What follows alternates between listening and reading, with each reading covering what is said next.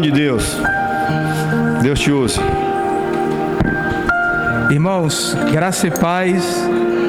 Deus abençoe a sua vida. Levante a sua mão direita. Diga glória ao Pai, glória ao Filho e glória ao Espírito Santo. Você que trouxe a sua Bíblia, abra na carta de Paulo aos Efésios, capítulo 5.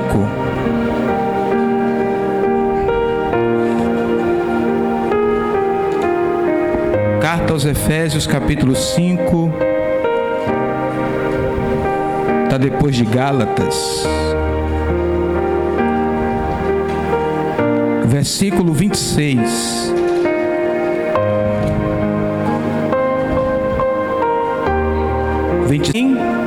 E santa e irrepreensível. Verso 32. Grande é este mistério.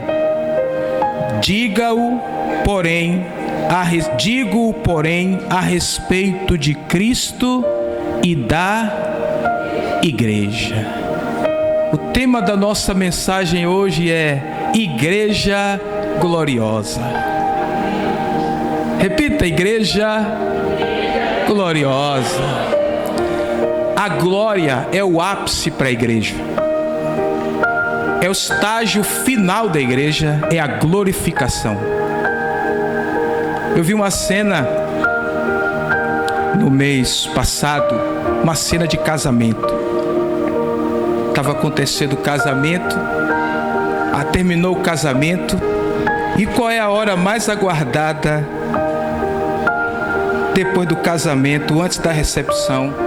Será que as mulheres sabem? Já pensou no beijo? O buquê. A hora do buquê. Mas a noiva jogou o buquê e teve uma das mulheres que, obviamente, que pegou. Mas essa mulher pulava parecendo uma desesperada. Ela deu um verdadeiro show e ela pulava com o buquê na mão. O buquê já foi se escangalhando e ela pulando. O pessoal se afastou para ela dar o show dela sozinha. Fez aquela rodinha, ela no meio, no buquê, sacudindo e pulando. O cabelo desarrumou todo e ela pulando de alegria, porque ela pegou o buquê. E dizem que quem pega o buquê é a próxima. Não é isso? É ou não é? É o que dizem. Mas aquilo abriu um monte de reflexão. O que passou pela cabeça dela ao pegar aquele buquê? A esperança de ter um momento desse na vida dela. Um momento especial. Pois é justamente isso que a igreja vai viver. A glorificação. É aí que você vai ver que vale a pena, que valeu a pena todas as lutas, todas as provações, todas as privações, todas as dificuldades. É aí que você vai perceber o quanto vale a pena ser do Senhor. Em João 3,16 diz assim, eu acredito que vocês não conheçam muito esse versículo, não. Eu acho que ele não é muito conhecido. João 3,16 é uma novidade para muita gente aqui. Porque Deus que deu o seu Filho unigênito, para que todo aquele que nele crê... Eu me enganei, vocês sabem. Agora preste atenção, o Senhor já amou. Ele não tem que provar mais nada para mim e para você. Ele já nos amou. E ele tomou atitude. Obrigado. Ele tomou a atitude mais importante de alguém que ama. Ele entregou o seu melhor. A igreja hoje, ela está vivendo a sua segunda fase. Para ela ser glorificada, ela precisa passar pelo processo de santificação. É isso que o versículo diz, o versículo 26, para a santificar.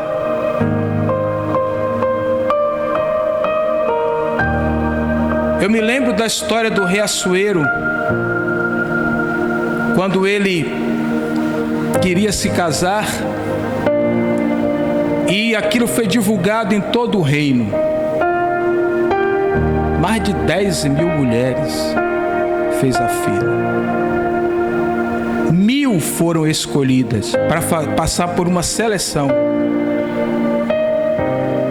Essas 1.000 mulheres passaram durante 1 ano fazendo tratamento com mirra, tratamento psicológico,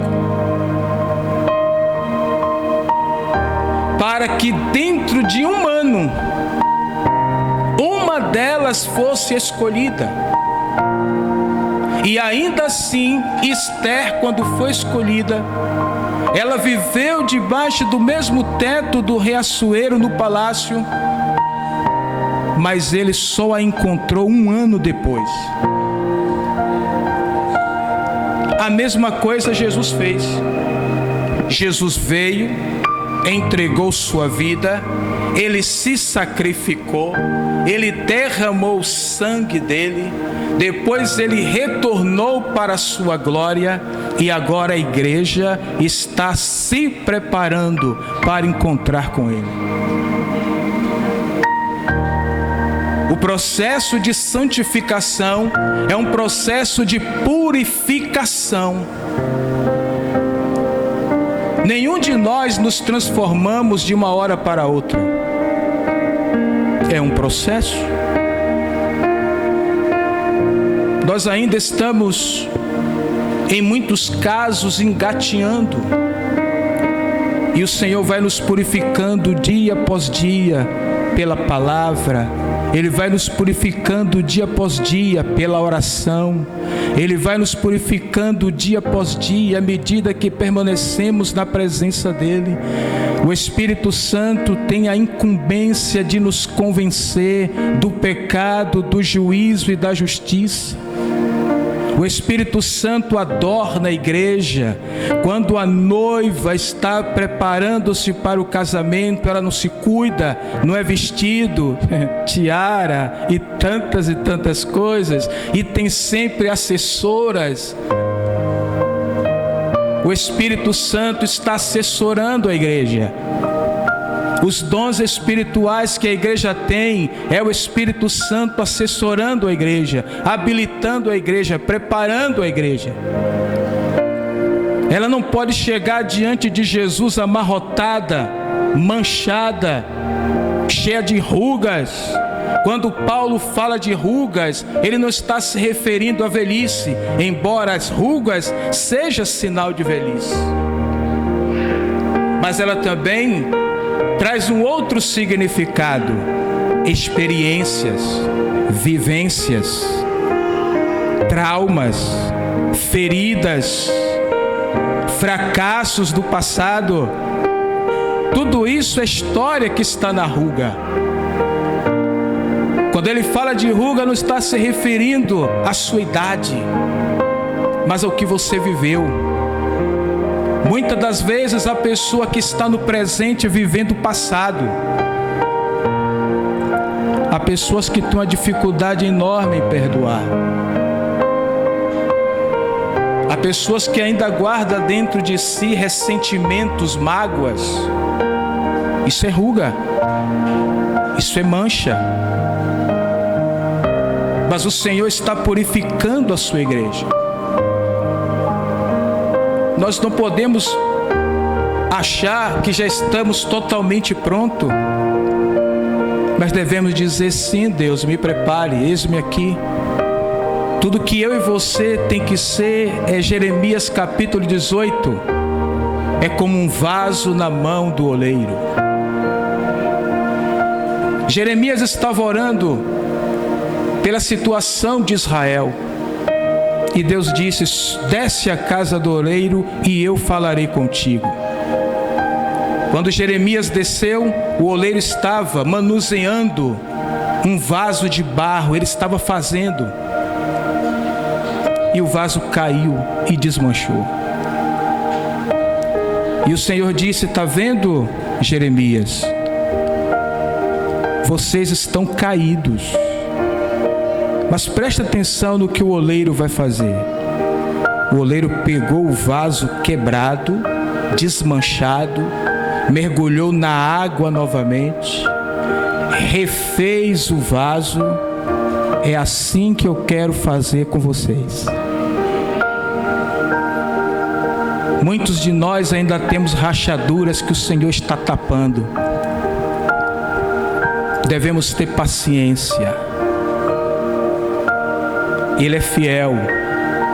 Nós só temos que deixar que a nossa vida esteja na disposição dEle, para que Ele vá trabalhando, para que Ele vá refazendo. Passado tem que ficar no passado. Jesus, uma certa ocasião, diz assim: não se coloca vinho novo em odre velho, porque senão vai romper o odre. O vinho tem que ser colocado dentro do odre novo, para que os dois envelheçam juntos. Se você colocar o vinho novo dentro de um odre velho, quando o vinho fermentar, ele vai romper o odre não vai aguentar, o odre vai estar muito mais velho do que o vinho. Os dois têm que estar novos, eles têm que ser colocados para poder fermentar juntos. O que é que isso significa? Vida velha não pode ter coisas novas. Pensamentos, atitudes, sentimentos velhos não vivem coisas novas. É preciso mudar os sentimentos, mudar os pensamentos. E esse é o processo que a igreja está vivendo. É o processo de purificação, para que ela se torne santa e apta para a glorificação. Ruga. O Senhor quer a sua igreja sem ruga, sem mancha, mas santa e irrepreensível. O que é algo irrepreensível? É uma coisa que não necessita estar o tempo todo sendo corrigida.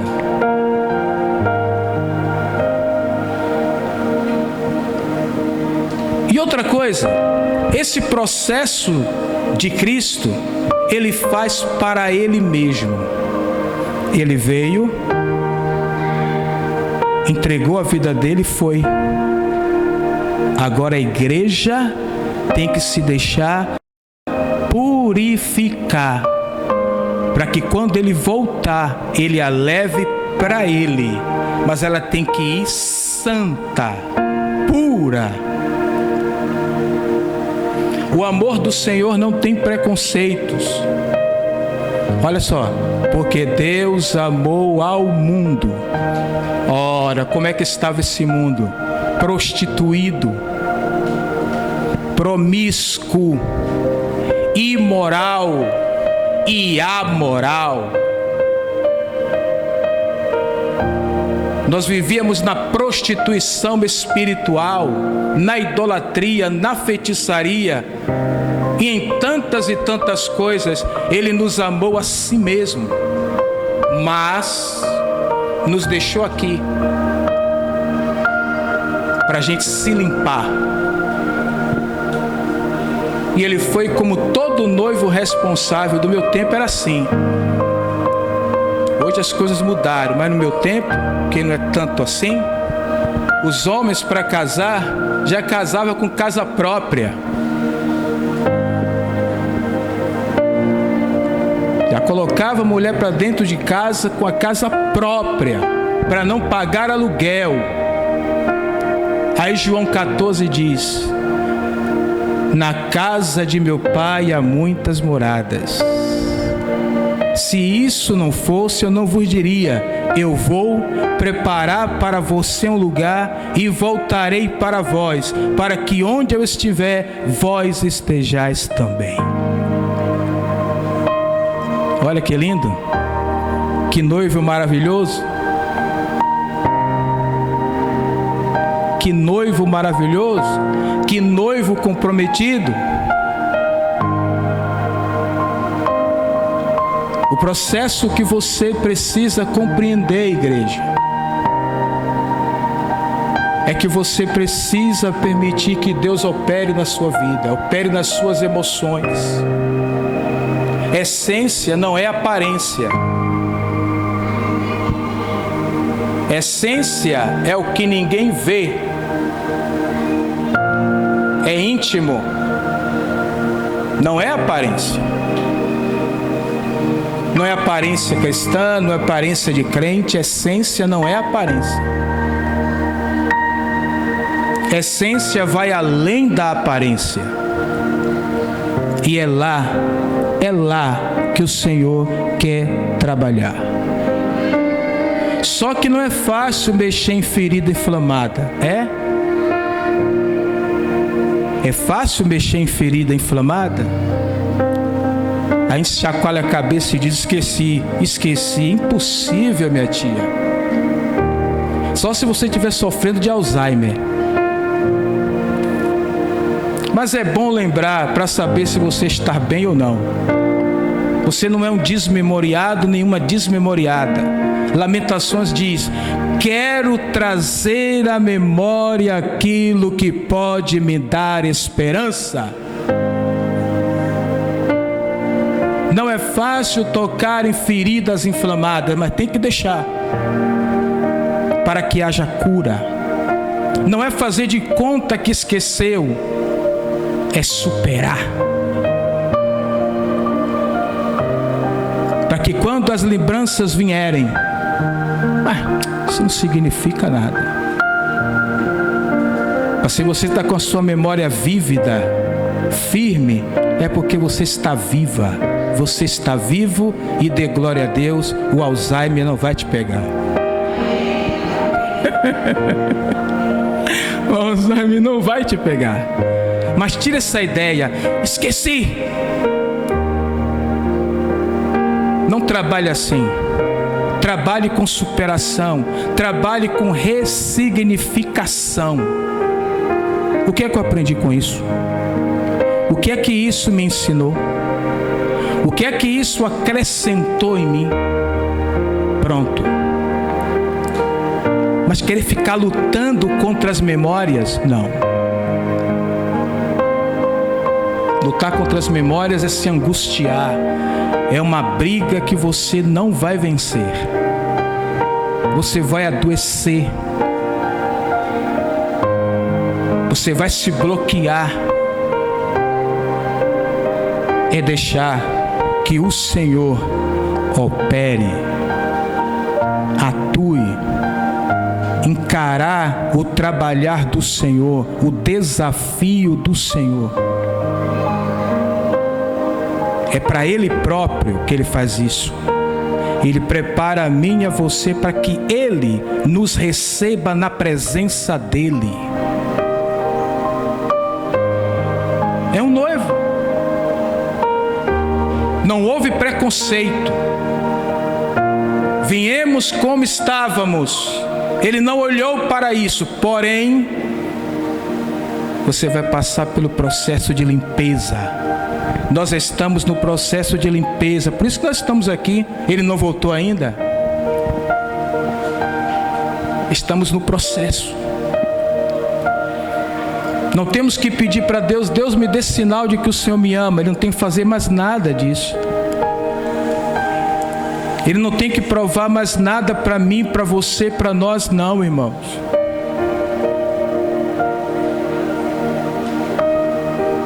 Quando o noivo vinha, o casamento se dava dessa forma: o noivo vinha, tinha uma festa na casa da noiva, selava o noivado ali, tinha aquela festa, o noivo sumia.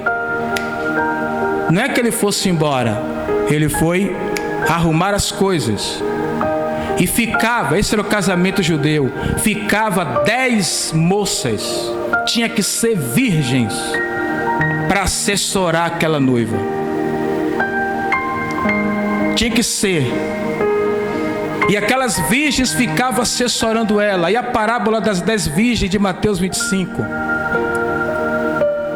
Aquelas 10 virgens assessoravam e acompanhavam aquela noiva até o casamento, até ela ir para a casa do noivo. O noivo a qualquer momento ia chegar, viria buscar. Quando ele terminasse os preparativos lá, ele viria buscar. E quando ele viesse, aquelas virgens que estavam assessorando ela, ia junto, para continuar assessorando ela. Aí lá em Mateus 25 diz que quando o noivo vem, 5 das virgens estavam despreparadas e apenas 5 estavam preparadas. O noivo veio, levou a noiva com as 5 virgens e as outras 5 ficaram para trás. A hora chegou, a hora era aquela, não estavam prontas, ficaram para trás. A noiva está assessorada. Cada culto, cada exortação, cada repreensão, cada palavra de edificação, é o Senhor trabalhando em você. Você não pode criar resistências ao Senhor. A Bíblia diz: resista ao diabo e ele fugirá de vós. Chegai-vos a Deus e ele chegará a vós. É de Deus que nós temos que nos achegar. Nós não temos que fugir de Deus, não temos que resistir a Deus. De Deus nós temos que nos aproximar sempre. Sempre. No versículo 32, ele diz: grande é esse mistério. Isso eu me refiro a Cristo e à igreja. Essa união de Cristo com a igreja, um mistério sobrenatural. Mas às vezes nos sentimos incapazes. Em Gênesis capítulo 17, Deus fala assim para Abraão: eu sou o Deus Todo-Poderoso, anda na minha presença e seja perfeito. No original, não é Todo-Poderoso. No original diz: eu sou El Shaddai. É uma composição de 2 palavras: El, Deus, Shaddai, mama. Mama, teta de mulher. Quando uma criança está mamando, tente tirar ela dali para você ver o que é que acontece. Tente. O berreiro que você vai ouvir. Se ele aprendeu alguma coisa com o Mike Tyson, pronto. Porque ali é o momento em que ele está sendo nutrido, ele está sendo afagado, ele está sendo protegido, ele está se sentindo seguro. É isso que Deus é. Não há por que temer. Deus cuida de nós. Ele próprio provê os mecanismos necessários. Eu não consigo, Deus te ajuda. Mas a igreja precisa andar em santidade. Se ela quiser ser glorificada, se ela quiser entrar nas bodas do Cordeiro.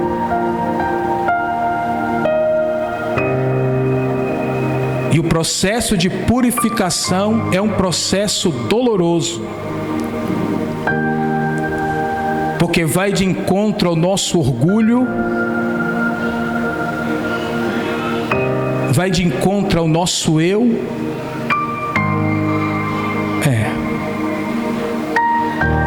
Exatamente assim. Não há lugar para dúvidas de estarmos divididos. Não há lugar para isso. Vivemos um tempo de decisão.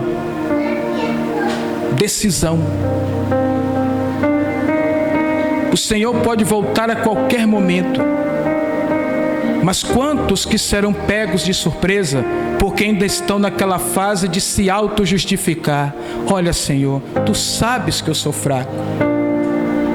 Olha, Senhor, Tu me conhece. Se escondendo atrás da sua fraqueza, se escondendo atrás da sua deficiência, se escondendo atrás dos seus pecados. Muitos estão fazendo isso. Mas é em Cristo que devemos nos ocultar. Deus só suporta a mim e a você, não é por causa da sua cara bonita. Nós somos insuportáveis, nojentos. Ele só nos suporta por causa de Jesus. Quando Ele olha para mim e para você, Ele vê o sangue de Jesus nos limpar. Ele nos amou tanto que mesmo estando como estávamos, Ele deu. Para que todo aquele que nele crê não pereça, mas tenha a vida eterna. Quando Ele olha para nós, Ele vê o sangue do Cordeiro. O sangue do Cordeiro. João Batista está lá no Jordão batizando. De repente aparece Jesus e quer ser batizado também. Quando Jesus vai se aproximando, João para tudo e aponta para Jesus. Eis o Cordeiro de Deus, que tira os pecados do mundo, do qual eu não sou digno nem de desatar as sandálias dos seus pés. E olha que o João Batista era um homem santo.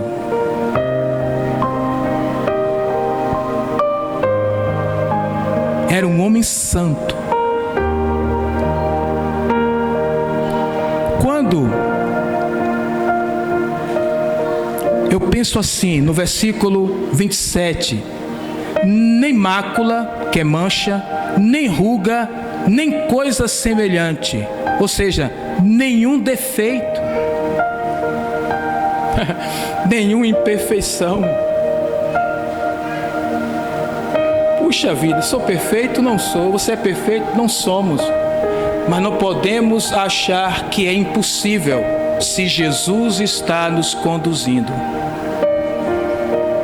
Se o Espírito de Deus está trabalhando, talvez a gente nunca chegue no patamar de perfeição, mas deixar que o Senhor trabalhe, sem oferecer resistência de autojustificativa e desculpas, não.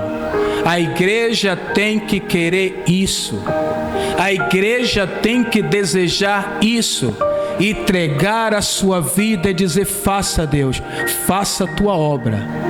Eu capengo daqui, eu capengo dali, mas estou aqui como um vaso em suas mãos. Faça a sua obra em mim.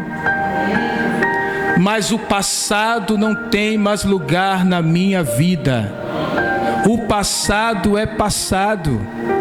2020 já é passado. Já é passado. Tão recente, mas já é passado.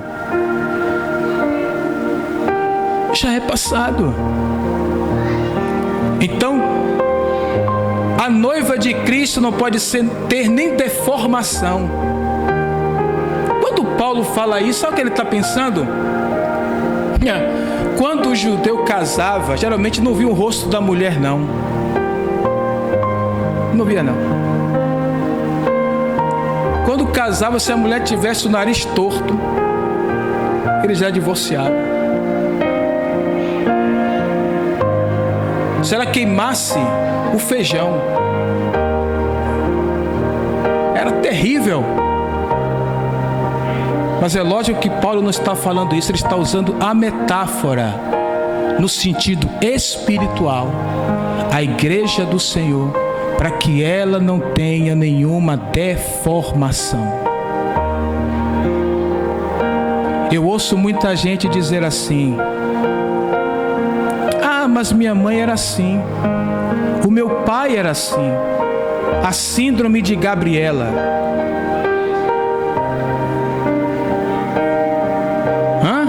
Eu nasci assim?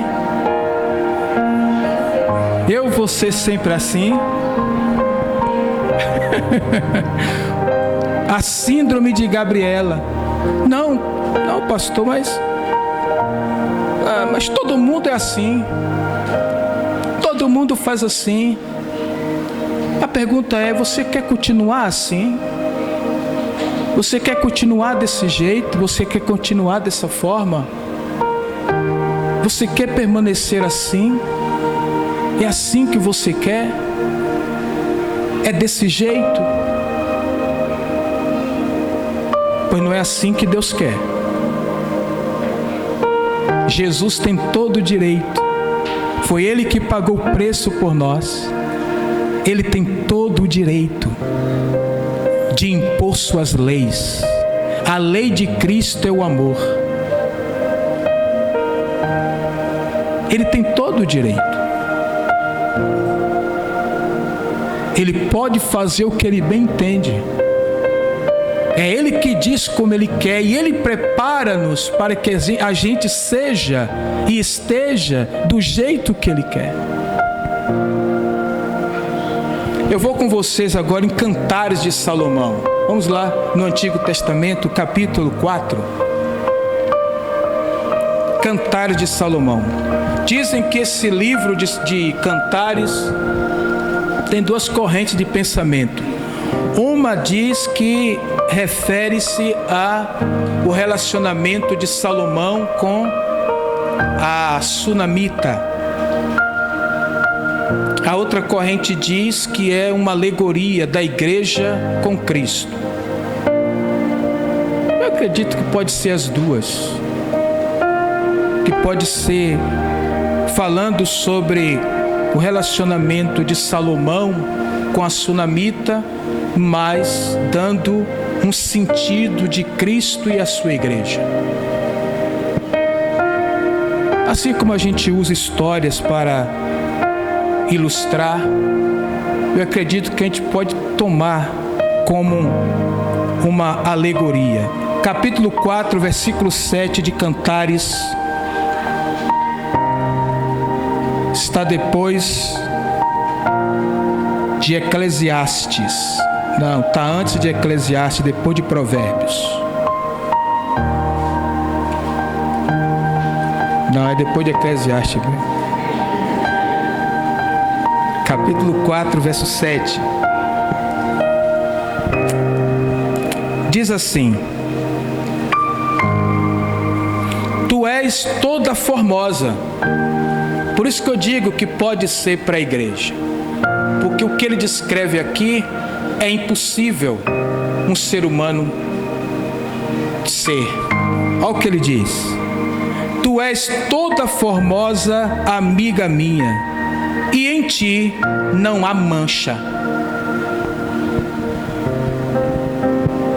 Tá vendo?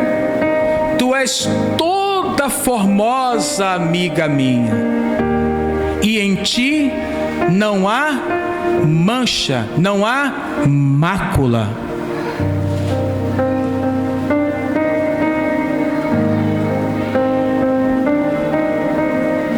Se o sangue de Jesus lava,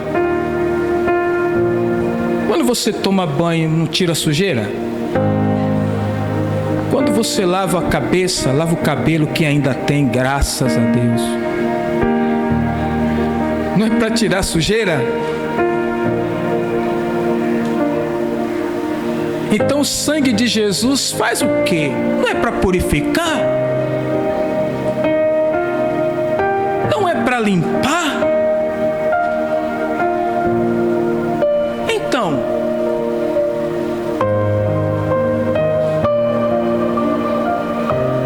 como eu posso me esconder atrás das minhas falhas? Elas têm, existe, mas eu não posso me esconder atrás dela.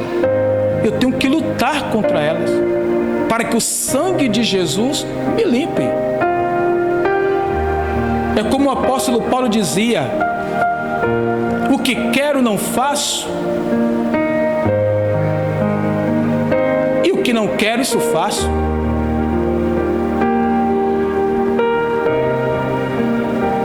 O que eu quero não faço, e o que eu não quero não faço. Há coisas que nós não temos controle, e por essa razão devemos entregar ao Senhor. Olha, Senhor, aqui eu não tenho controle nisso, mas sei que o Senhor me quer apto. Então, tome a minha vida. O Senhor me prepara, então tome a minha vida. Porque o que quero, não faço. E o que não quero, isso faço.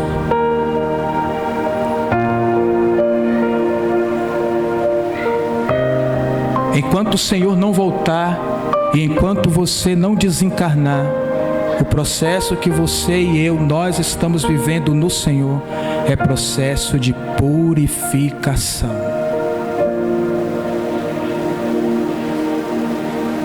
Nunca se coloque como pronto. Estou me aprontando. E nessa intenção, nessa motivação de estar se aprontando, o Senhor leva em conta. O Senhor leva em conta. Em Cantares ainda, no capítulo 6, no verso 10.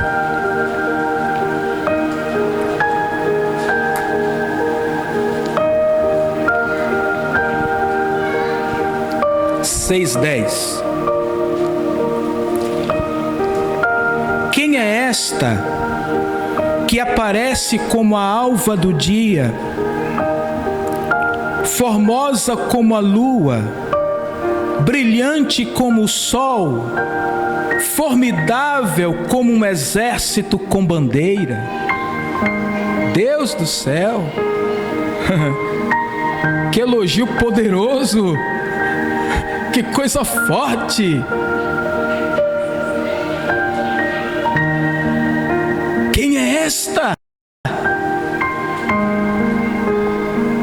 Ele está falando com a amada dele. Mas digamos que é Cristo falando com a sua igreja. Igreja formidável, amém? Igreja formidável, amém? Igreja que brilha como o sol, diga aleluia. Mas você sabe que existem coisas que podem ofuscar o sol.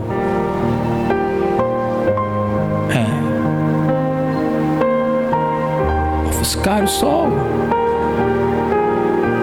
E é justamente aquilo que tenta ofuscar o sol que Jesus remove, que Jesus quer remover.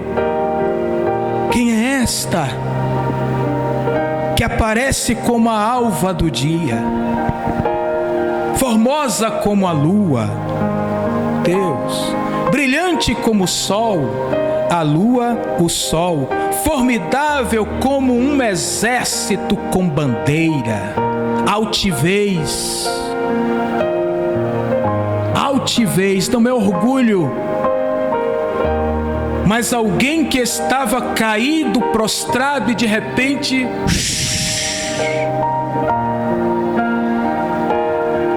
alguém que estava lá derrotada, fracassado, sem brilho, apagada, indiferente, invisível, de repente reaparece, reacende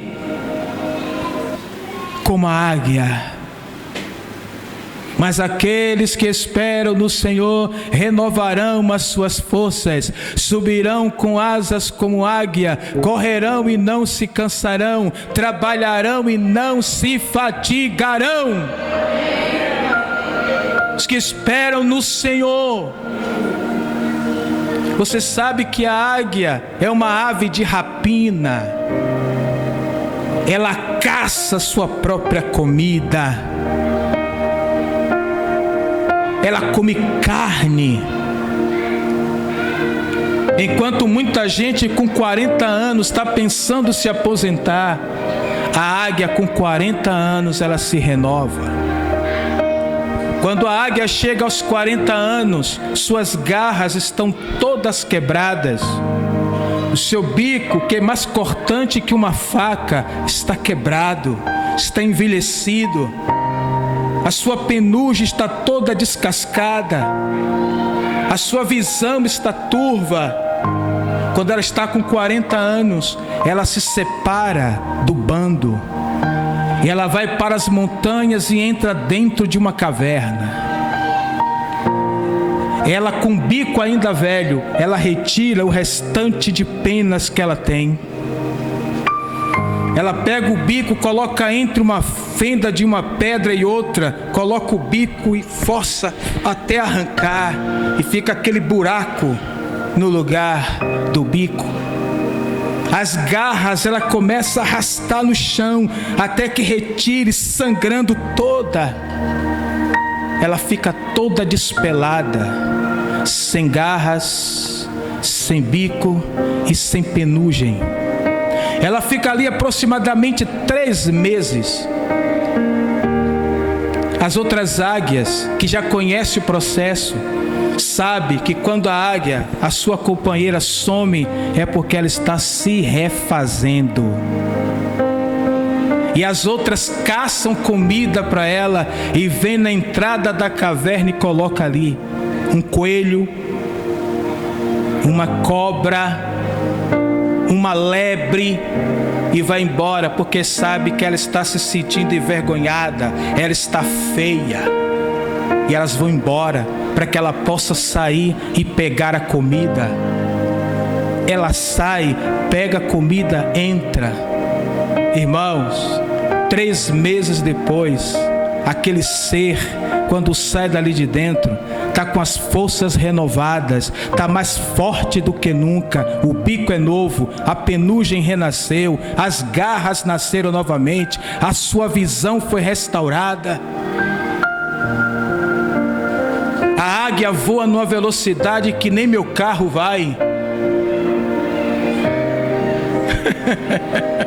Ela voa numa velocidade que nem meu carro vai. A visão de uma águia, ela está voando a 10.000 metros de altura. Você está lendo um jornal sentado no banco de praça, ela consegue contemplar a 10.000 metros de altura as letras do jornal que você nem com óculos está conseguindo ver. Você tem que deixar Deus te purificar, porque há uma águia aí dentro. Visão espiritual. Você tem que deixar. Você tem que permitir. Me quebre, Deus. Me torne apto para o que o Senhor quer de mim. Satanás é o pior patrão que pode existir. tem gente paquerando com o mundo. Paquerando com o mundo. Divididos. Paquerando com o mundo. Ainda permite que o mundo lhe toque. Ei, você é templo de Deus. Nem quem tem as mãos, quem não tem as mãos na presença de Deus, pode tocar em você.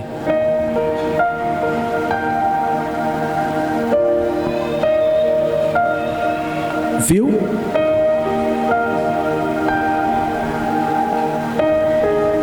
Não pode te tocar. Para tocar em você,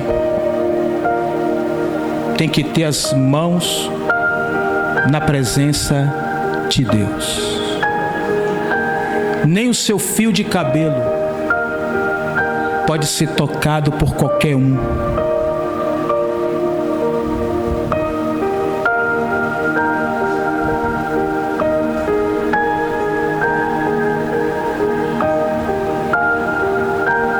Você é uma águia.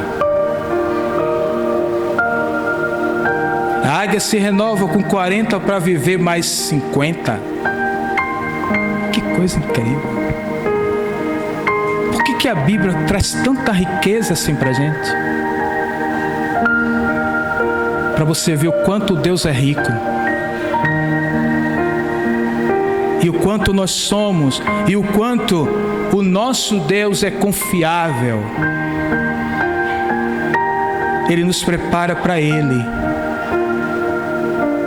Voltando para Efésios, do capítulo 1 agora. Efésios capítulo 1. Já vou terminar.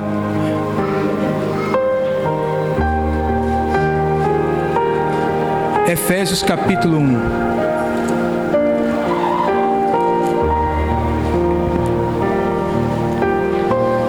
Versículo 4.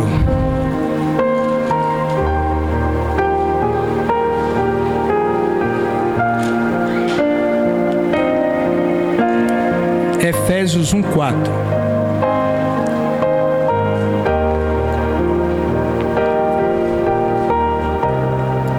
Como também nos elegeu nele, antes da fundação do mundo, para que fôssemos santos e irrepreensíveis diante dele em amor.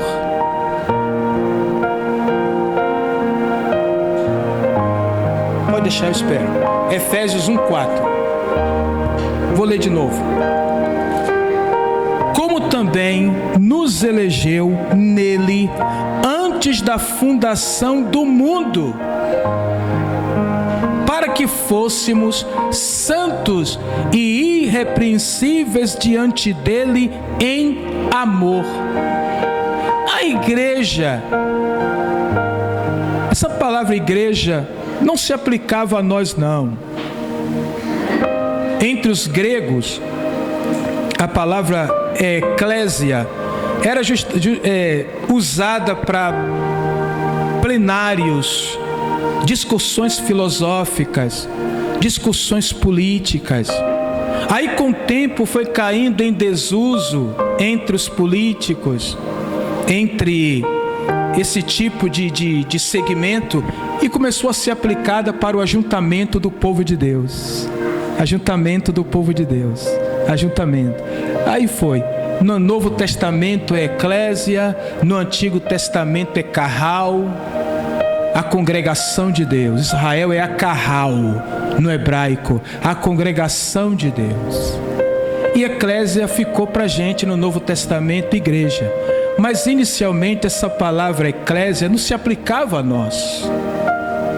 Mas como a gente foi crescendo como um grupo em torno do nome de Jesus, a palavra que caiu em desuso para lá é usado para nós aqui. Mas aqueles que são de Deus, a noiva, ela está eleita em Cristo Jesus desde a fundação do mundo. O Senhor sabe por nome quem é dele desde a fundação do mundo.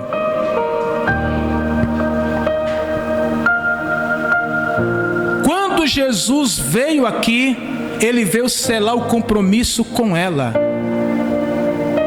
Ele veio selar o compromisso com a igreja. E da próxima vez que ele virá buscar a igreja. É aqui que entra a glorificação. Sem santificação não haverá glorificação. Hoje pela manhã eu pregava lá na igreja sobre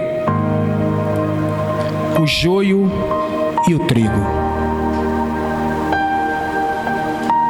Um fazendeiro, juntamente com seus empregados, semeou trigo no seu campo. Mas à noite, depois de estar tudo pronto, tudo plantado, ele foi descansar. O inimigo veio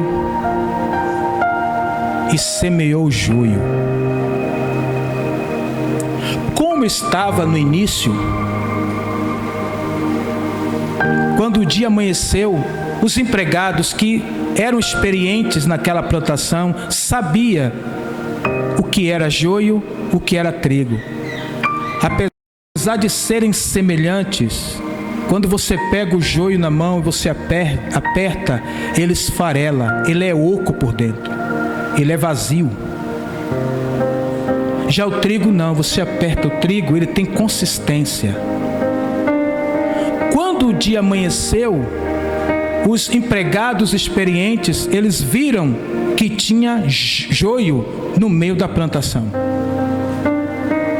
E ele foi até o fazendeiro e disse assim: Senhor, encontramos uma semente estranha. Nós não plantamos semente boa? E ele disse: sim. Quem plantou? Ele já sabia. Quem plantou essa semente ruim, o joio, foi um inimigo. E os empregados disseram: então, deixa a gente ir arrancar o joio. Ele disse a si mesmo: não, deixe que cresçam juntos. Quando chegar o tempo da colheita, os ceifeiros virão e vai fazer a colheita do trigo, vai colocar de um lado, e o joio vai colocar do outro. Mas por que ele, em tempo hábil, enquanto não cresceu, ele não cortou? Por que ele permitiu que crescesse juntos? Aí é uma mensagem para o trigo. É uma revelação para o trigo. Para que o trigo, ao olhar para uma vida insignificante, ainda que na presença de Deus, uma vida sem fruto, diga: não é isso que eu quero para mim. O Senhor fala conosco de diversas formas, até através dos escândalos, do joio, dos maus testemunhos que dão por aí. O Senhor fala conosco. Ele poderia ter cortado o mal pela raiz, não iria crescer, mas ele deixou que crescesse junto. Ele está pregando para o trigo. Você tem um Deus tão rico, como você pode ser tão vazio? Você tem um Deus tão rico, como é que você fica dividido entre o Senhor e o mundo? Você tem um Deus tão rico, tão provedor, o grande El Shaddai, como é que você fica dividido?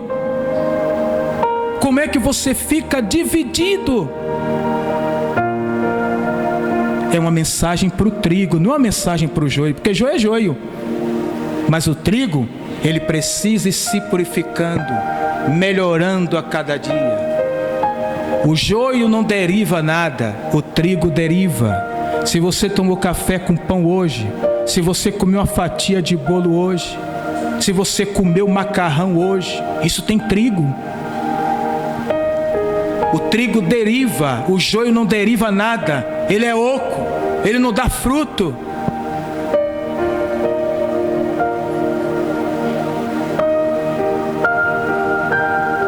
Então, amados, a igreja do Senhor, como uma noiva, como aquela moça que pulou parecendo a desesperada porque pegou o buquê. Você entende qual a expectativa que ela tinha? Pois essa é a expectativa da igreja, deve ser a expectativa da igreja. O dia em que, enfim, ela encontrará com o Senhor nos ares. E ali unir-se-á e será um com o Senhor. Amém? Glória a Deus. Fica de pé, por gentileza, irmãos. Igreja gloriosa, igreja glorificada.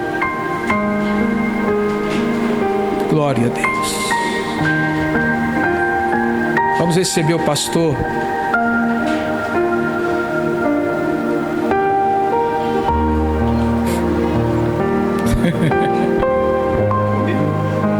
Acabou, foi? Você levantar. Não, o cara tão bom que eu estava ali.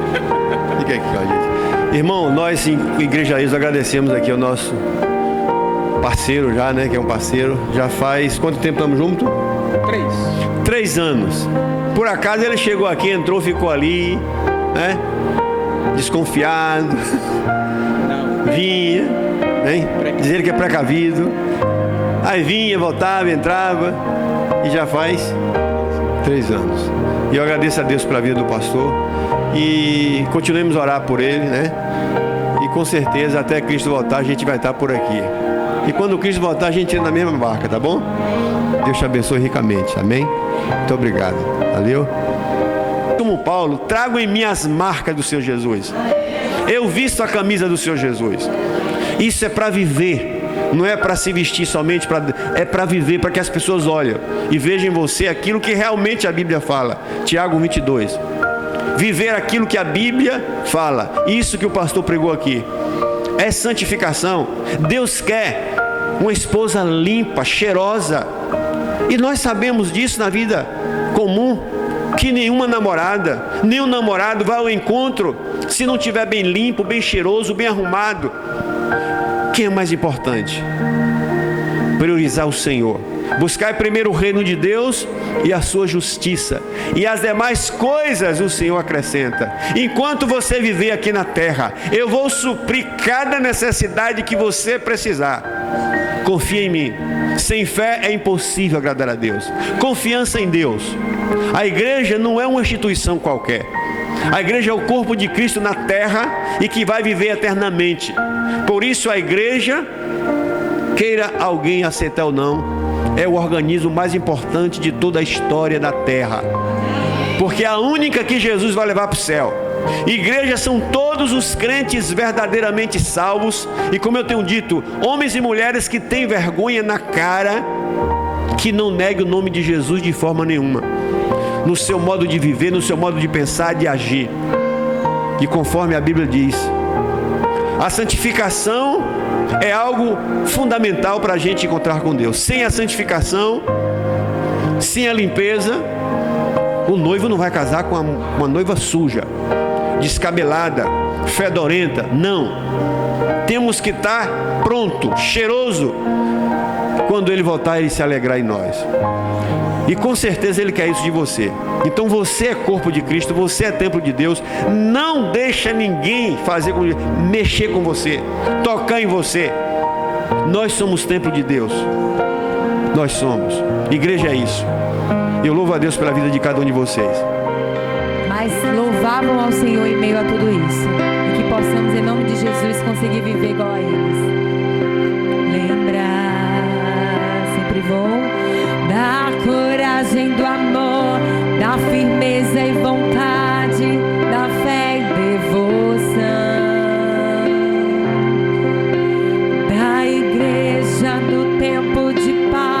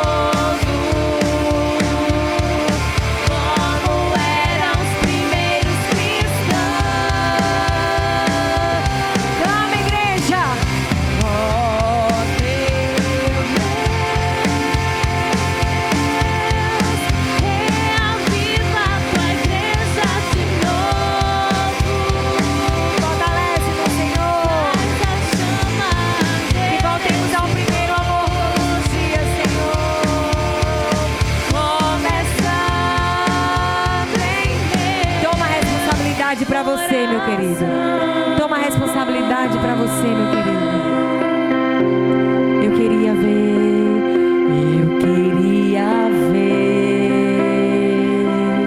a bravura dos santos em plena arena, enfrentando os leões. Quanto mais a fogueira queimava, se ouvia os louvores dos nossos irmãos. Sobre o sangue tombavam nas ruas, chegavam nos céus com a vitória nas mãos. Eu quero chegar também, Senhor, diga isso. Eu quero chegar com a minha vitória nas mãos, passar por lutas, provações, mas não desistir, Senhor, de caminhar contigo, oh meu Deus. Oh meu Deus, reaviva a tua igreja de novo. Faz a chama arder nesse povo, como eram os primeiros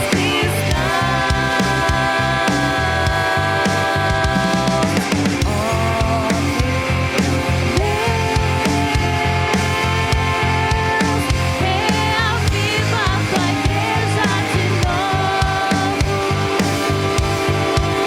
Faz a chama arder nesse povo. Essa chama, a chama de buscar ao Senhor, de estar na presença do Senhor, jamais se apague da tua vida, meu coração.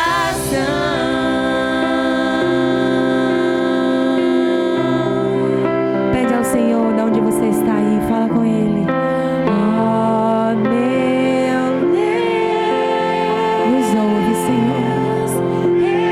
Nos prepara, Jesus, para os tempos, Senhor Jesus, difíceis. Faz a chama arder nesse povo, como eram os primeiros cristãos. Oh, que possamos ser como a igreja de Filadélfia. Reaviva a tua em nome de Jesus de novo.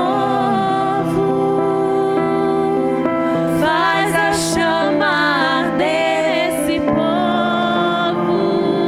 Diz, começando em meu coração.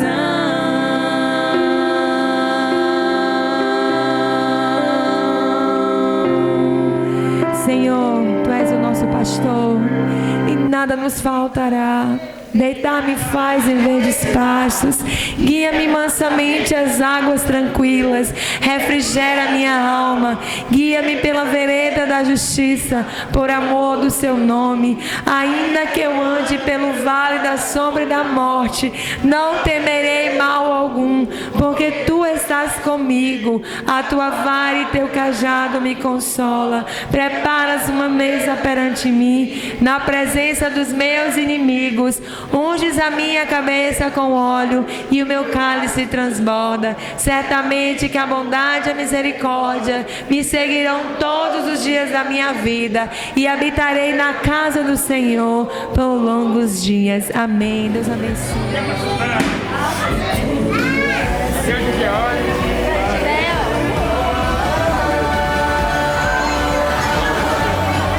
Oi? Não saiu? Ah, tira a foto. Saiu ela. Rihanna, tira a foto aqui dela.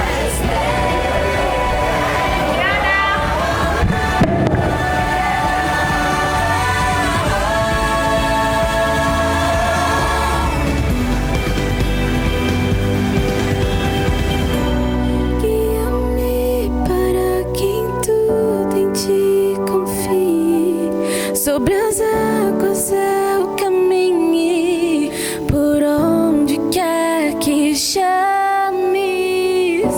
Leva-me mais fundo do que já estive, e minha fé será mais firme, Senhor, em tua presença. Guia-me somente confie. Sobre as águas eu caminhe, por onde quer que chame. Leva-me mais fundo do que já estive, e minha fé será mais firme, Senhor, em tua presença. Leva-me mais fundo do que já estive, e minha fé será mais firme, Senhor, em tua presença.